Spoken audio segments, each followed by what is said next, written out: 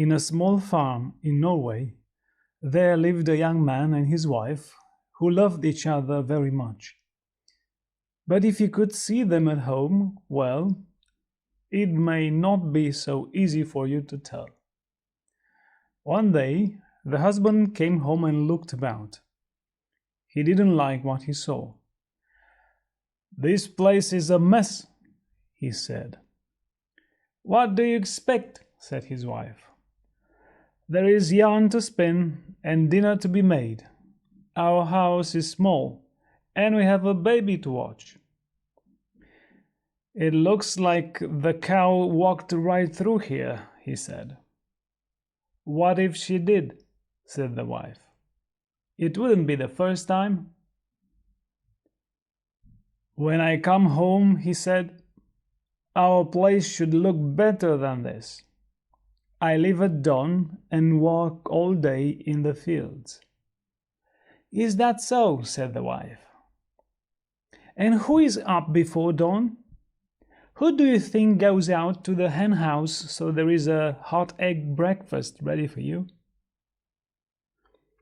"When is the last time we had butter with our eggs?" he said.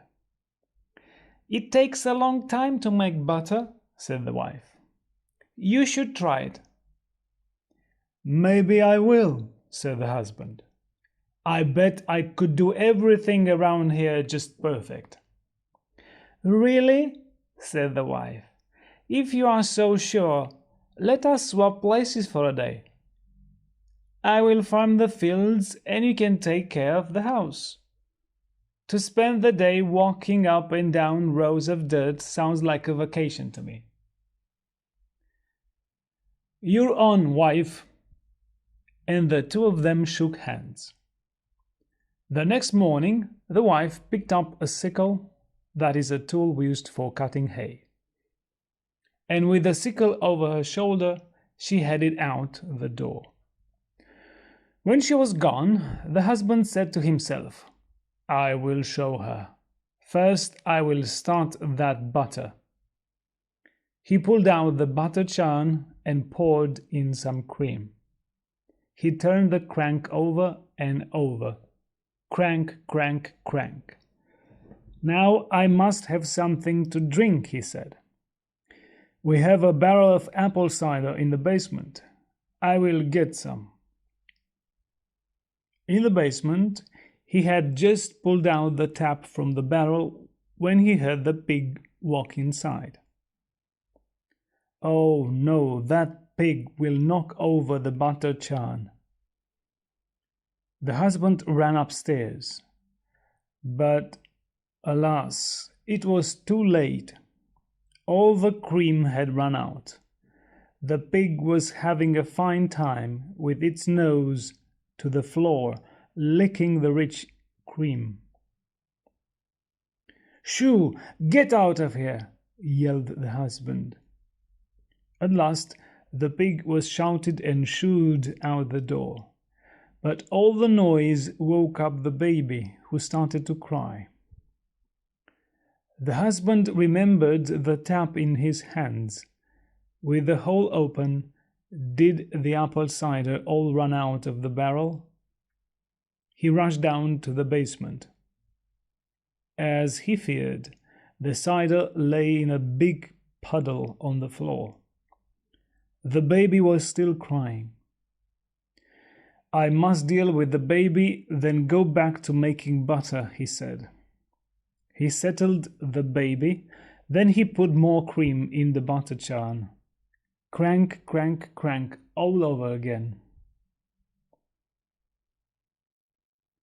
All at once, he remembered the cow.